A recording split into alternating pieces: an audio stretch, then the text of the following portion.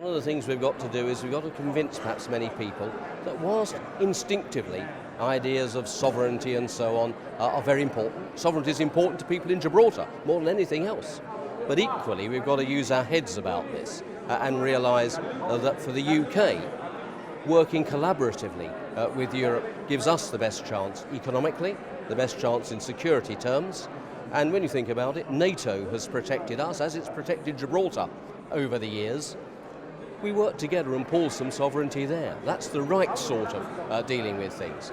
But equally, to leave will be great, I think, running great economic risk for the United Kingdom, because after all, my constituency, not far from here, has lots and lots of people who work in the City of London in financial services, and if we were to be outside the single market, those jobs would seriously be at risk, as George Osborne was pointing out. And of course, from a Gibraltar context, I am very firm in believing that if you genuinely are a friend of Gibraltar, you really should not be seeking to withdraw from the European Union, because you and I know that if Spain then wanted to behave outrageously as it has done in the past, we wouldn't have even that hope of legal protection to the right of free movement against the frontier being closed, or of course protection which David Cameron secured for non-Eurozone countries to have access to the single market around financial services and other services. That's really important for Gibraltar, as it is for my constituents. So that's why I'm really passionate that we should stay in.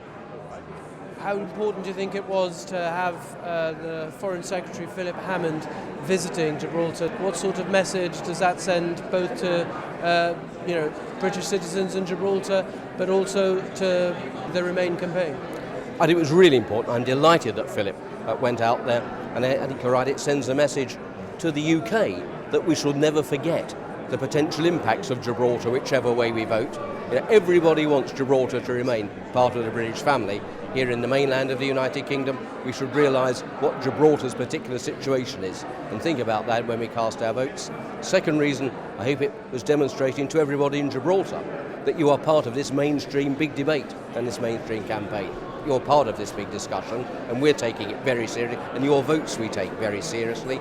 And thirdly, separately from the referendum, a very clear message to Spain about Britain and this government's ongoing commitment to the people of Gibraltar and their right to self-determination and democracy.